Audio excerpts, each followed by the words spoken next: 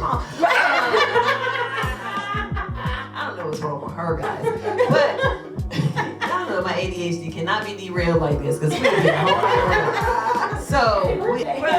So that's wonderful to know because I've done shows with the both of you. We've done runs collectively. I think we've shared stage at least 3 or 4 times now. Yeah. And you and I have shared stage countless times at this point now. It's funny because I like to accidentally take people under my wings without taking people under my wings. Like, she says I take her under her wings, and I'm like, no, you've been flying on your own for a long time.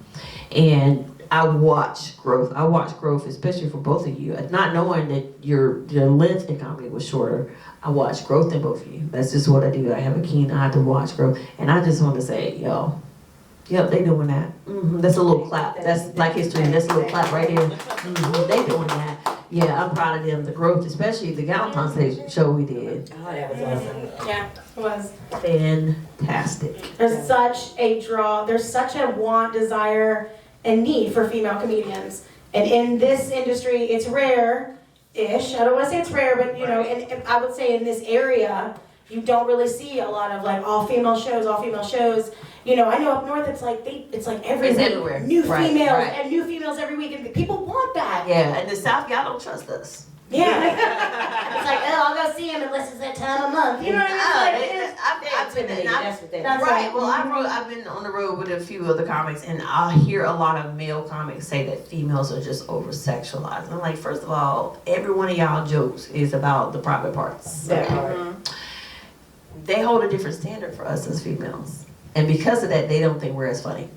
I've learned that, and I try to teach people, this, to minimize it. And you hear me, I'll talk sexual on stage. I know my crowds don't. So you'll hear me try to get people to, when I'm teaching more or less on what I know from comedy anyway, because I'm not a guru, I just teach what I know, what no one really told me. I try to get them to get outside that sexual element. It's called low hanging fruit. Get out of it, show you're funny. Only because I hear so many men talk smack. And y'all don't even know, we surrounded by, not just now, but we about to get into that. We about to get into, I know some killers that'll make y'all go home and tuck your pee-pee in your pants. Because some of these female comics I know are just beasts. Do you understand me? Absolutely. I love it. But they do help, they hold us to a different standard. They do. It's just like dating. Dating, we're held to a different standard. They can be hoes, but we can't. Right. Yeah, I definitely, I agree with that. But I'm certainly not going to change my material, because if I'm hanging out with my friends and I'm making dick jokes, and pussy jokes, and titty jokes, then I'm going to make those same jokes on stage, and my parents in the stands. I don't care. Like, I do not care. Like, it is, that to me is, I find it funny. It's just like guys with the poop jokes and stuff. It's like, it's so I don't care. But I think, and Nygee, you correct me if I'm wrong, I think it's a different standard for you. Not trying to be a racial person on this, but the reality is it's a different standard. That's why I say, I know what stages I can do. What I know what the stage you have, your audience is younger. Yeah, they are. That's true. Younger people tend to love to hear about sex more. Because that's all they know about. Exactly. Right. That's all they know. So when you're put in a room of older black women and the youngest person in the room is you, and I use myself as an example, at my mid to late 40s, me and Nygee the same age, so mid to late 40s, right? We're still undercast. I am 27. I'm sorry, I didn't know that. You have to mold to it, because what you cannot do when you're the youngest one in the room and you're in a room full of like I told y'all earlier about the set I did, when you're in a room full of people who are older, more mature, they don't want to hear sex jokes. Yeah, right. They don't. They'll want to hear one or two that's close to it, like, ha ha ha, you talking about Thurman's blue pill. That's it. Yep. And they'll make you know, like, especially, listen, older black women are so open with how comfortable they are with not caring about your feelings. They will tell you. They will tell you. In front of other people. And it has to be, no, they have to be in front of other people because they need a witness. Yeah. Okay? Did you see what I told her? Right, literally. So with that being said, you have to, like, as a comic, from a comic to comic, and from a producer, from a loving heart and a teacher to everyone who knows comedy, and everyone who knows me knows, I'm going to tell you to watch your room. Yes, you do you. I want you to be you 1,000% on stage. Never take that away. But watch your room, because your room is what's paying you. Right. Okay, even though you got paid by the producer, your room was supposed to pay you, and I said it because how many times I've been on stage? I got a call today that booked me for 6 shows tonight. Ooh, For something I did in a room. There, and I seen John Witherspoon, his twin brother from Soul Plane, and he was talking like dude was on Soul Plane. He was nasty. I was like, oh, it's about to go down. It did too. At the end of the night, the lady she didn't see it coming, but she fell. The drinks got him. The drinks got him. And you were right there. Hey, I'm gonna be there. Yeah, you were there. You didn't catch her, but you were there. I picked her up. Because I couldn't believe she was falling. I was like, I couldn't believe my eyes. I know she couldn't. I think me and Nygee got on stage, and I said she should have watched her step, and dying. Yeah. Dude, I was already bitter because I had changed 5 times that night. Right, worried about my outfit, what am I gonna look like, and then the whole audience couldn't I was just gonna have to explain what I look like to them. I should have worn an outfit with some bedazzles on and told him it was braille. I didn't know that. Tried to holler at me. He tried to give me his number. It wasn't just you. The blind dude? Yes. The blind dude, but look, not even the blind dude. Actually, the people that brought them was one of my followers. I didn't know that. Nice. I had no idea. That's what I'm telling you. Be careful. It was one of my followers on Facebook, and I looked, and I was like, don't I know you? Because he was the one helping me pick the lady up. I said, don't I know you? He was like, yeah. I said, you follow me on Facebook, don't you? He said, yeah. How do you think I knew about the show? Oh, see, that's creepy that he brought all those people there. Yeah. That's all. Not creepy, it's good. Hey, not creepy. Sometimes I get a little weirded out when people follow and then they come up to you and they're like, oh man, I followed him. It's a little bit of like, I get that. I get that, and I love it. I love it when I have people. As a matter of fact, I had a show in Columbia, South Carolina. I'm not lying to y'all. I just had the next day, okay? Yeah. And I had someone come from Atlanta to come see me, and I love that. It was fantastic. Yeah. I love that. And then, like I said, it was a great show, and I had people to reach out to Mike. One of my co-producers, pretty much of the show here, my brother in comedy, and told him, hey, I saw your girl. She was good. That's awesome. That's fantastic. But Yeah. don't bring your blind casework. It's like don't. I mean, that man really brought. It was at least 20 of them, right? Yeah, 19. Had And never somebody been- was like, they're like, man, there are 19 of them. Are they all blind? And I was like, well, somebody had to drive here. I think it's a group at least 20. We would hope. Yo. They didn't see us coming. But did they though? We have Teslas now. But anyway. They didn't see us coming, but we had a fantastic time. But that being said, I go back to circle back to say you still have to watch your crowd. Yeah. You still have to know your crowd. Yeah. So you can't bring all the same jokes you tell your friends. If you want, then you can do what you want to do. But if you want to be better on stage, Yes. then that's what has to happen. Let's get into. All right. So I asked y'all. I know you like that, right? All right. Male or female, top 5 favorite comedians. Okay. Let's go. Heather, Aisha, Stephanie, Josie. What y'all want me? What y'all want? Okay. No, I'm talking about the people I like. Okay. You know, yeah. All right.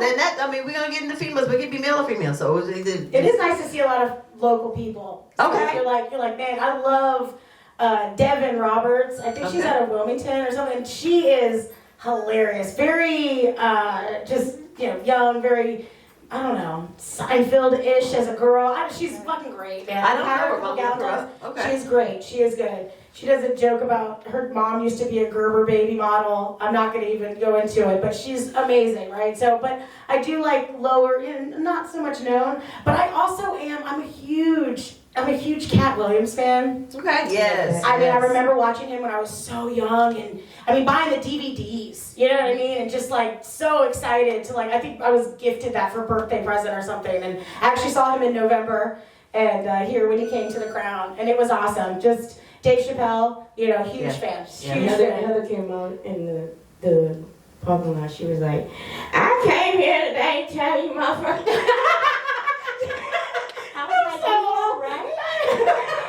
That's all, man. I know, it's bad. No, but it is fair to say that, do you find yourself watching less big name, famous comedians, big Absolutely. stand-up stuff? Yeah. Because we see it all the time in real life. We see the raw stuff. We're watching these people come up, and that's enough for me. I'm not watching these specials and stuff. Well, here's the thing. I'm not gonna say I watch less. What I'm gonna say is the reality is there's not that much to watch. Okay. Oops. Not trying to be funny. It's not that much to watch. Because the reality is, if you think about it, what a special is, that's that person saying, I got this catalog that's so strong, I'm going to release it because I'm about to bring out brand new stuff. And this is over hours worth of good stuff. So I'm going to put this special out because y'all can put jokes at this point. Okay, can't nobody steal it. This is what it is. It's a special. But how many people have that much of a special? And it's interesting though, because we talk about, people are like, how much time do you have? I'm like, 5 minutes. Have you ever gotten 3 minutes? Has anybody ever given you 3 minutes on the stage? I did that in DC one time and I was like, 3 minutes? Yeah. And I remember being up there for about a minute and a half and being like, fuck. And getting lost and being like, and then getting it back and finish it. 3 minutes is a lot, 5 minutes to 8 minutes, 15. Right. So you got these huge, Chris Rock, the newest stuff that he came out with. When I saw Cat, he was up there for 40 minutes, dude. That's how much some of our guys, I would say, because I got booked for a show for Mother's Day weekend. I'm doing 45. Yeah, and y'all know me. That's easy. Yeah, that's easy to me. Yeah, that's easy. But I say that because the 3 minutes. Now there is our Tina Graham. She is the godmother of comedy. If you don't know who she is, she's godmother of comedy, and she has this theory: if you can't make me laugh in 3 minutes, you're not funny. Okay. And she's one to get you on stage. When her, Bob Sumner, all them, they're the ones that book for the classic BET. Def Comedy Jam and all that. Okay. So 3 minutes is actually a norm what you're supposed to get when you get to open mics, it's supposedly. But people like myself, especially around here, and you guys, 5 minutes is very nice. And then 8 to 10 is extremely nice. And we do that depending on how many people show up. Yeah, right. Absolutely. 8 to 10, that's a set. I've actually performed for Tina's birthday party. Yeah, I was there. Yeah, I was there. I was scared because it was my first clean show. Ooh, a clean show, man. That's tough. He was like, you sure a clean show for everybody? Mad respect to a clean show. Like, it's hard, man. It's hard. We did it at the Marksman. The locals had a show at the hockey game, and we had to be clean. And I was like, what am I gonna fucking Santa Claus, man? And like, that is very important. If you can do clean comedy, you're funny. Yeah, I did it though. Yeah, it wasn't fantastic. Good job. I'm scared, but you're also 3 years in, which also makes me go back to the question of this. And you too, Nygee. Do you think you found your comedy voice? I think she's still processing. Okay, fair enough. Because this new brand of me is outrageous. You know, back when I first started, and Aisha will tell you, she used to always tell me, like, don't be afraid. Like, put it out there. Put it out there. Who cares? Put it out there. And I used to always be afraid of what the next person might think. And then I'm thinking, after every show, I started realizing people were coming to me like, that's so relatable, that's funny, that's this. Like, I'm not the only one. I'm not the only one. I could talk about some stuff, make it funny, and then we can all, it'd be relatable, funny, and we move forward from there. So I think this new version of me, she's a work in process. She's a beast. Y'all can really enjoy what she got coming. I will fully agree because I've seen the growth. I fully agree, which means when I see that growth, what I see is you are coming into your comedy voice. I'm actually still finding mine, in my personal opinion. And I say that because I feel like the moment I find my comedy voice, perimenopause, like, gotcha. Gotcha. I'm too hot. I'm hot. What? I'm sweating. Y'all see me over here sleeveless and hot at the same time. Absolutely. But my shoulders is cold shoulder syndrome. It happens at this age. We don't understand it. We just live, and we haven't killed you yet. Give us some grace. But I feel like I'm still finding my comedy voice. What about you? Have you found yours? I think it changes every year. I mean, every year we change. I'm not the same person I was last year. I'm not the same person I was last fucking month, man. I think it just changes. So I think in time you learn. Leslie Jones, I heard her talk about comedy, and she started out really young. And she asked somebody, how do I get better? And they said, go live. Yeah. Go live. Like, it's life that does it. It takes us, you have experience. You have to live your life, man. So I think that it's over time, but I'd love to develop more crowd work and stuff. I'm terrified of the crowd. I'm just afraid like one of them's gonna be mean to me and I'm gonna start crying. Come to the class of Aisha where I will teach you exactly how to deal with that. You rock crowd. When we were talking about that because we filmed, we did some producing. Oh yeah, I walked all the way on stage. I thought they were like, we can't use this. Again, big names, but the owners of the locals, which Mitch Feller also. Yeah. But he was saying, he's like, man, fucking Aisha killed it, dude, but she was off stage so much. She was running away from the cameras, bro. I was like, yeah, man. But that's so, I envy that, man. I'm like, dude, how, some of these people that like Matt Rife and they don't like him because I'm like, dude, that is so quick. Yeah. I wish. That's how you're entertaining at a party. Exactly. That's what makes you the fun person at any event. It's not even that. Here's the thing about crowd work. The one thing about crowd work, the gift of crowd work is it can show you I can do it off dome. I can make you laugh without prepared work. Right. The thing with Matt Rife and Nate Jackson and all of them that do that crowd work, people tend to hate. They're just mad for the fact that they actually made it from crowd work. But if you ever go to a show, I guarantee they have sets. They do, and he's put out some stuff Beyond. hilarious. Yeah, same with Nate Jackson. So you can't hate on the stuff that just it sells. Right, and people are hating on it, but they're not realizing other people made a brand off it. Think about, all right, so we talk about they're doing crowd work. Oh, I can't believe that. They ain't even real comics. They ain't even got no work. Right. They do. But what about 85 South Boys? They got a whole show of nothing but crowd work. Right. Right. It's all about branding. So people gonna hate and let them hate what I say. I don't care. Right. But that comes with finding your comedy voice. And with that being said, and hearing that tells me you're not fully found your voice yet. Yeah. And it's okay, because like I said, I'm still working on finding mine securely. I find mine and change. And anytime you feel like you got to change, that means you haven't found your actual voice. And the studying I do and the things that I do, watching people and reading the books, it sometimes takes decades before you find your comedy voice. Absolutely. But once you get it, that is who you are and locked in. And that's when the big specials come through. Because we know what they expect when we hear that Cat Williams is going to do a show, which is why people felt so disappointed on his last show. They had certain expectations. Right. We know what to expect when we hear that, what's the little man name? Kevin Hart. When they do they say, I mean, it is what it is. He ain't in the forefront. I mean, pay me, you be in the forefront. You ain't pay me, therefore you little man. So with that being said, they have found their comedy voice, and because of that, we look forward to that style of comedy. Yeah. And that's the difference. And at that point, you're not even laughing at the jokes, truthfully. If you think about it, you're actually laughing at that person because of how they delivered it, and that's what makes everything. Right. So definitely seen some amazing famous comedians do some really mediocre shit. Still loved it. Absolutely. Everyone loved it. Yep. You're kind of looking around like, did we think that was funny, or did we just do no matter what you say? Nope. I'm here for it. And it's because you like that personality, and that's why I say screw what other people think when it comes down to you feeling some type of way. Did you fit the crowd? The reason why you gotta ignore that, because you gotta find your crowd. Mm-hmm. Right. Your crowd is going to find you, though. Just like you did on social media and you're painting your pictures, and you didn't know people were gonna respond because they found you. Right. So keep doing you on stage as you say, and then they'll find you, and then those will be the ones calling you for bookings. Yeah. Like absolutely. the call I got today that put me in different places, fantastic. Thank you. I'm not gonna put your name out there, but thank you so much for the shows you got me on, right? But what I was told was, and I wasn't even certain about the shows they did see me on. I'm like, okay. With that being said, it was like, oh, and my wife wants you to come and do her birthday party this week, such as weekend. I said, I can't, I'm already booked. He's like, man, she could be so mad. She told me a couple weeks ago, reach you, and blah, blah. She just absolutely adores you. I don't remember that man's wife. But I remember what I did on stage. Right. I did me. Yeah. And if I'm correct when he told me who he was at his age, I talk about how the fact I'm just now realizing that you can get joint pain at the age of 19. It's terrible, guys. But no, like that's why I say learn your comedy voice. It's gonna take a while. You'll feel so comfortable with your comedy voice that you ain't gonna change for nobody at all. Like you're gonna get to a point where like this is who I am, and you'll know that you hit your comedy voice when you're able to fill seats by accident.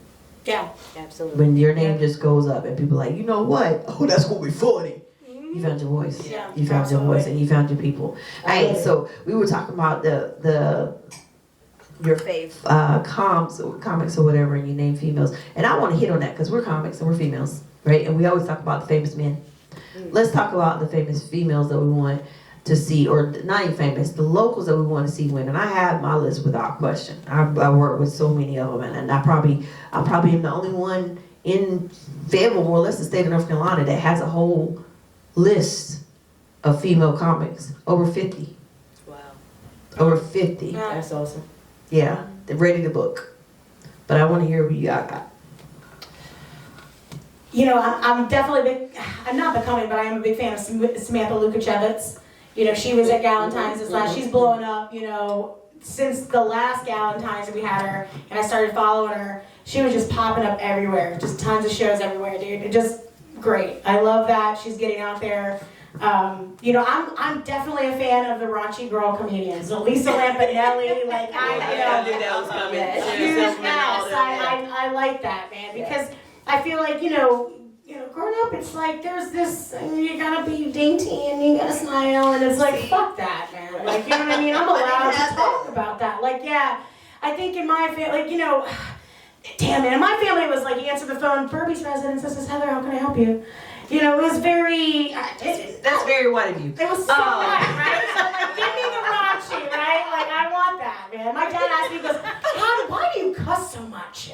You weren't allowed to do that. I was like, because you stifled me. Yeah, it's a good thing you weren't allowed to do it. That's right, why. and now I'm like, fuck, Now, who were your comedy influences female-wise for you growing up, Nygee? Because it's going to be a night and day difference right here. So growing up, you know, of course, Monique, Monique. Okay. Monique some more. Okay.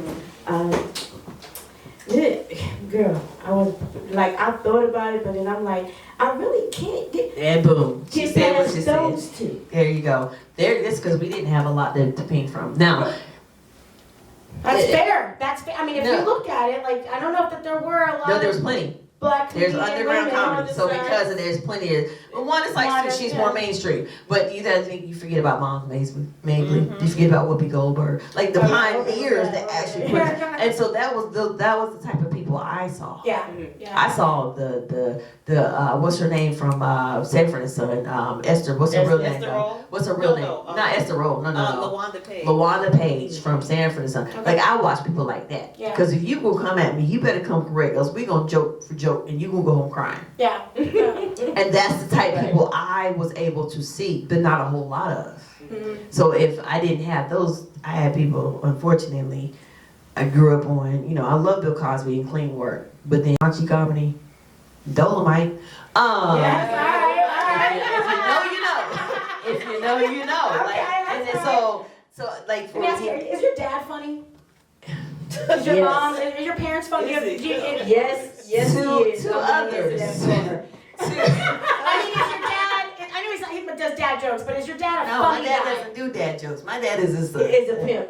Tell the truth. Is a pimp. I mean, we've got a vote in here. Look, the 80-person audience in here totally agrees that I think you have a funny dad, yeah? Yes. Yeah. Okay, A thank pimp, you. a pimp. Hey, what's up, baby? He Nygee, what about you? Your dad, is he funny? My dad? Yeah. No. No. Okay. All right. All right. My dad is military. So, He's more. yeah, we He's don't serious. act like we didn't talk about my dad being a pimp because Miss Sarah Jane and Miss Gladys and Miss Cat and Miss Jones, he loves you individually. That's a lot of women. That's a lot of. The math ain't math, and worry about yourself. I was talking humor funny, so- not like funny. No. I think that there's this culture. I've found that like a lot of funny female comedians, they come from funny dads. No, I don't think. No, my dad is not like vocally funny. He's accidentally funny. Okay, all right, No, that's like fair. yeah, my father and my mother both. My mother is my. Sound like a little post-match stress disorder kick in. My mother. Give a chin down for you to put her on right now. So my mother used to do this thing where she felt like she doesn't even want to admit it that she was trying to be funny in church, but she wasn't trying to be funny. She was being real, like In because church? she in church. Okay. Yeah, because she raised in the church. Because I think my mom was still trying to get forgiven for sins that she did in the 70s. So she was out of No, blast. like for real. Like, but I remember distinctly one time. This is the moment I started not claiming my mother in public. Because it was at a youth retreat at church, you know, and in the black church, we have a thing where we're gonna bring the youth together, but separately. Right. Okay, so we got the females over here, the men over here, and you know you got the youth pastor with the men, and you got whoever the Sunday school teacher with the women, and they'll pick a guest speaker. My mom was the guest speaker to all the youth, and back then in the 90s, the message was always pretty much don't get pregnant.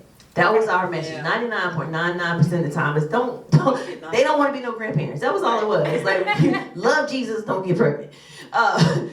With that being said, my mother would start her message off with Uncle Sam was looking for a few good men and so was I. Oh, in church. Birds of Ooh, church. In church, in front of the pastor. In front of the children. Well, at least it was in a holy place. In a what? In a holy place. Mom?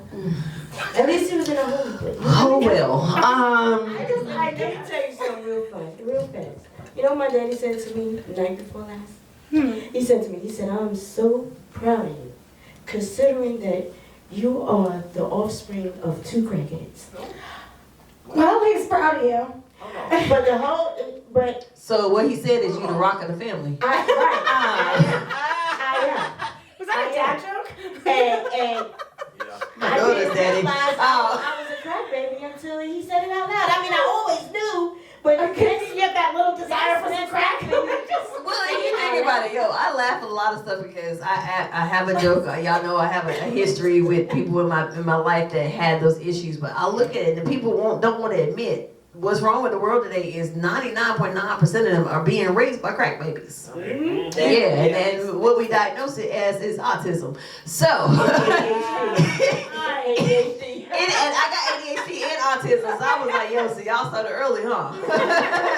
we gonna blame it on Everclear back then. That's what we're doing. Okay, I do have both, and it's funny because all that is something like I told y'all, I've got new sets that a lot of y'all haven't heard, and some have heard at the Closet Exchange, and some things I just wrote recently that I'll be putting out. But the newfound Aisha had to have come to terms with who I am. Not newfound. Just admitting open honesty. Y'all see I got 17 adventures that I do every day. I run several businesses, even in one entity. That alone tells you my ADHD is bananas, okay? But sometimes you can real life catch me, as I say on stage, buffering. I do have diagnosed autism and ADHD. And I've been functioning on flight mode for a while. So I say that wholeheartedly because what did y'all do to me, Kat and Mike? I'm sorry, Willie and Kat. Mike was the crack. You know what? It's okay. I love me for me. But I say this because like I do have funny parents by accident. I am the way I am, and they both choose to laugh at me, and they're really laughing at themselves. Right. Yeah, no. I think, we see a lot of comedians, especially guys, I hear a lot of like comedians come from trauma and stuff. I'm like, I had a good family growing up. Oh, man. lucky you. No, that's cool. All that says is, all that's telling me, she had a good life, she didn't do nothing. That means in about 2 years, your joke's gonna stop. So, because in real life, like. No, that's great. It's like, you're not that funny. No, like. No, I mean, it's not that. I'm just saying, you're gonna run out of material. I got material for years. But no. So the trauma didn't happen from parents. It happened from my life choices. Boom. After Okay, that, you so gonna 18, be all right. then you go off on like, and you're like, no, I'm not gonna, chase this like do what you guys showed me, right? I'm not gonna go and be a successful, college earned person. I'm just gonna go be a stripper and then earn all this trauma, right? So it came from my own, right? So my parents didn't have anything to do with it, but I do think that thing of like waiting for the punchline, waiting for everybody to laugh, being the life of the party, wanting that desire of like, I made everybody laugh. I think that comes from our parents. Like, I think that comes from Not something. for me. Like, okay, now there could be. Now I do have middle child syndrome. Okay, because I have 2 younger sisters and 4 older brothers. But, Damn.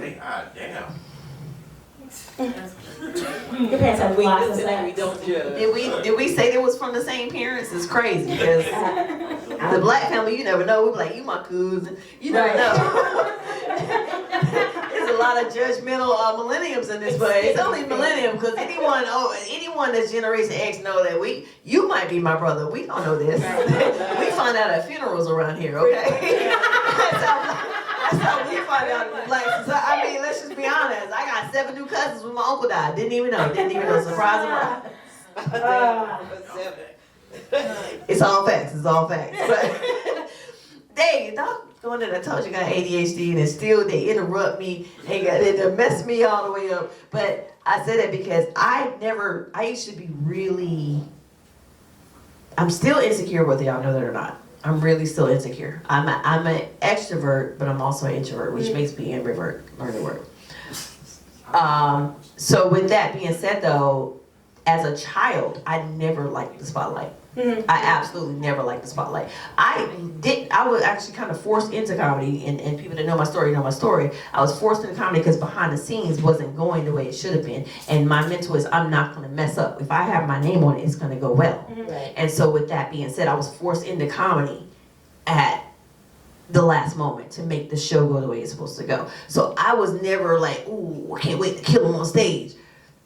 Wasn't me. I still get high anxiety every show. Why do you keep doing it? I do it now because it pays well. not even all the shows, but let me tell you, the ones that pay well, thank you. I appreciate it. I mean, trust me, I do love the money for it. It makes you feel like, but there is something. No, like, I at this point now. That laughs. Right, no, it is. It is very contagious. It is. It's a different high. Yeah. Now I will admit, you're absolutely right. I will admit that at this point, I do love it, and I love to make people laugh. But I love more when after the show, they're like, oh my God, I was going through so much. Okay. And oh my God, I went through that too. Yeah. And I love that where they can relate with me, even if it's on accident. Because trust me, as a black woman walking into places, and if you know me, I'm gonna be in my heels. Not like today. Today's cute, okay. I like to be in my little tighter pants because it make me feel like my butt big. And it's not, but we use our imagination around here. So I like walking in places and looking presentable because that's just who I am. Yeah. Okay. With that being said, you walk in certain rooms, and Nygee might be can understand this, and you can probably understand this. They're like, who that bitch thinks she is? Yes. Yes. So I love to walk in, and people have that assumption, but they realize, oh, she low key slow. No, then you're cool as shit. Yeah. Oh, that's what I'm saying. I say that because at the end of the show. By the end of the show, they my bestie. They buy me drinks and shots, and I love that for me. Yes. So that is a different high, and I just love laughter. I love making people laugh, and I love the joy it brings to people. I've had people come to me, and my closet exchange people can vouch for this. I've had people come to me like, yo, you saved my life. Yeah. Yo, coming tonight to this, I had nothing to do prior to. I came to, and it literally helped me through this. Mm-hmm. Just being able to offer that to people, absolutely. Let's go. Let's go. Right. Laughter is healing. And laughter is wonderful. I've laughed niggas out their drawers. But anyway, girls don't think they have a place up here, too. You know what I'm saying? So that's another, like, it's not, like, it's, the word and whatever you're saying to touch on, but then to actually be like, to talk to a girl that's like, how did you do that? How did you get into it? Not that they really have much desire to do it themselves. They're just so enthralled by the fact that you did it, dude. And I'm like, yes, you can. And if you body a stage and you want to line up and you're only female and you body that stage. Yes. Good feeling. Honey, the women come through and they buy your merch and they smile. I love that because that is a moment to say, yeah, you can do it too. And you don't have to be belittled because you're a female. Right, absolutely. Yeah, I love that. All right, so we done skipped around a lot of different things. But all right, cool. Let's talk about dating real quick. I love this because I love to know everybody's business in general. I'm a nosy I think we person. should start with Nygee. We're going to start with you because I know where we're going with her. We're going to start with you. So let's talk about dating as a comedian, as a female comic on the road, or whether you're on the road or not, but just as a female comic. How is dating affected? How is your comedy affecting dating? And what is your dating life like? So it's definitely one of the last things I tell any guy. It's not something I open up with. Like, hi, I'm Heather. I'm a comedian. You know what I mean? Like, it's right? I was thinking that I was going to be on stage and there was just going to be raining dicks, just, They would see me on stage, my outfit's sick, she's pretty, and she's funny. I didn't say white dicks, I said just dicks. Sing with the heart, guys, the of liberty. It definitely didn't work out that way though, man. It is hard to find, guys don't necessarily want the look at me girl, the girl that's the loudest, it's hard to find a guy that's supportive of this. It's especially with the stuff I tell. I definitely talk about sex a lot, and it's funny because my sexual hibernation is high. Like I've gone a year without having sex. I remember writing. No shit, I know. And recently, I remember writing with a couple of the guys, and we're sitting there, and I'm like, dude, I haven't had sex in a year, and they all just stop. And they're like, you are so full of shit, Heather. I'm like, dude, I'm serious. I'm like, where do you get all this stuff? Contagious. No, it's just my hibernation is solid. I'm good. Oh, I love that for you. Yes. That never find me. I'm busy, but Apparently not. not at night. But it's taken stories. It's taken my slutty tales and stuff from other people, right? And then I put together. And then there's this thing of just like you have that look about you. I think it might be the cleavage. I don't know, but there's definitely this thing of it's hard. It's hard to be the female slutty comedian, right? And date. It's just and then there's that compete thing where they really try to be funnier than you. And You're at dinner. Absolutely. Oh my god! Or it's like tell me a joke, and I'm like, dude, I'm not a vending machine. Stop coming to us. You a comedian? Tell me a joke. Man, you work at Walmart? Show me some work. Oh, what about this? How about they say something not that funny, and then they say, you can use that. This is a good story. My weed man, okay, many months ago told me a terrible joke, and then he said, you can use that. You know what I think would be great? I think we needed. I had to lie to him and tell him I used it. No, I think y'all can just be mad at me because I get sick of people doing that crap with me, right? So what I'm gonna start doing, I'm gonna designate a show, and the whole set gonna be on stuff that they told me I could use. Yes. Yes. I'm gonna have a whole show on stuff that, you see the ball fall top tree.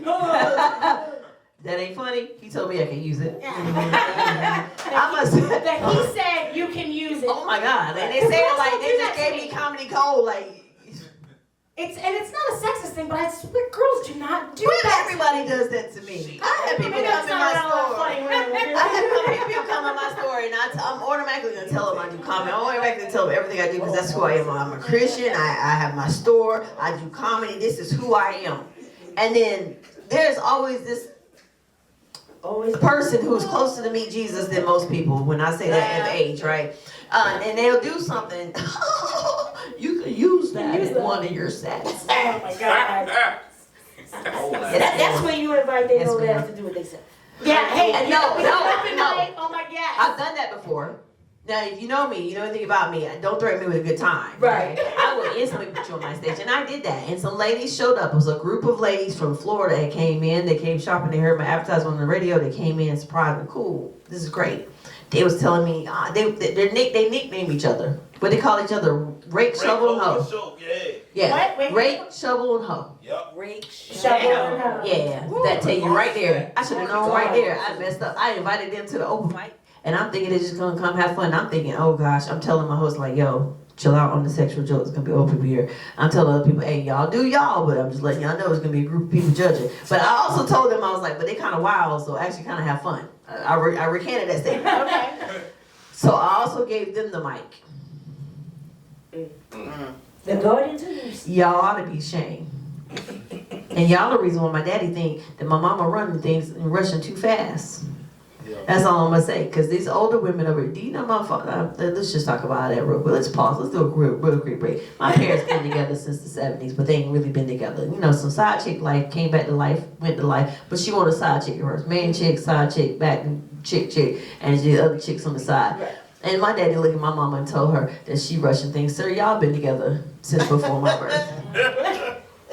I'm gonna need you to get together. But anyway, it's so true. We're gonna have to do lunch one day and talk about it. Oh, so you want me crying at lunch? Okay, so this is what we call childhood trauma right here. So, you know, we need to talk about this. I done told my therapist. Now my therapist laughs at me during my session. She be like, girl, you. I be like, but I am crying. I need you to focus. Not okay. You so funny. Focus.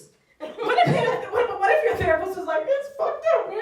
I've had her do that before. No, I need you to be strong. No, that's the problem. She be thinking I'm joking. I be like, look at me.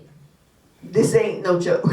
It is hard not to put the humor in with the therapist. It is. stuff. It's because I I'm real. find that hard. I'm like, all right, let me get back. I'm too real. I'm too real in therapist in therapy. Even my psychiatrist, like, you know, I have a psychiatrist because you got to get those medications, and he be pushing my buttons sometimes. I'll walk in, he be like, "What's up, dog?" I just hope it's an old white man. It is. And the crazy part about that is, because deep down inside, I know he want to be looking at me like, "What's up, my nigga?" And I'm like, first of all, I am a lady. There are titties under this shirt. First of all, sir, it might not be much, but you need to calm down. He is one of them, and that's why I rocks with you. I always put your business out there, but I'm not gonna do it. Yeah, my therapist and psychiatrist they get their money's worth from me. They get a whole show and everything. And I don't know how I feel about that. Now I'm saying this out loud. I done forgot what we was even talking about. On to the next.